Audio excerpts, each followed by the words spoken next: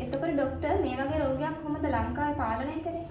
ඒක ඉතාල වැදගත් වෙනවා. ඒක අපේ රටේ පාලනය කරන්න රටේ සෞඛ්‍ය අංශයේ තිබිච්ච කැපකිරීම සහ සෞඛ්‍ය අංශයේ තිබිච්ච ක්‍රමවේද බලපෑවා. ඒ වගේම තමයි මේකේ ප්‍රතිකාරාත්මක ක්‍රම සහ රෝගී හඳුනා ගැනීම බලපෑවා. ඒ වගේම තමයි පරපෝෂිතය පාලනය කරනවා වෙනුවට අපිට ඊළඟට පුළුවන් වෙනවා රෝග வாහකය පාලනය කිරීමේ වාහකය පාලනය කිරීමේ ක්‍රමවේද බලපෑවා. එතකොට මේ කාරණා තුනම සාර්ථක සිද්ධ වෙච්ච හින්දා තමයි ලංකාවේ මේ ක්‍රමේ මේ රෝගය අපේ රටින් තුරන් කරන්න පුළුවන් වුණේ. විශේෂයෙන්ම මැලේරියා මදුරුව ජීවත් වෙන්නේ ගෙවල් ඇතුලේ.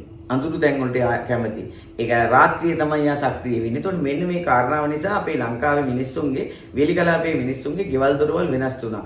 වහලේ උළු එහෙම නැත්තම් සීඩ් දැම්මා. ඒ වගේම කරන්ට් එක ආවනේ. කරන්ට් එක ඇවිල්ලා ලයිට්වත් උනානේ. ඒකට මේ අඳුරට තමයි කැමති සතා අයින් වුණා. එතකොට ඒත් එක්කම අපි මදුරු දැල් පාවිච්චි කරා. එතකොට මිනිස්සුන් ඒ වගේම මදුරු කීටියෝ බොහෝ වෙන තැන් වලට මදුරු නාශක ඉහලා ඒවා පාලනය කරා. ඒ වගේම තමයි මේ පිළිබඳව දැනුවත් වීම නිසා ප්‍රතිකාර ලබා ගැනීමට මිනිස්සු පෙළඹුණා. ඒ වගේම ලංකාවේ මේවා රෝගය හඳුනා ගැනීමේ ක්‍රම ගොඩාක් ප්‍රචලිත වෙලා මේ සංකලනය නිසා රෝගය ලංකාවේ තුනන් වුණා.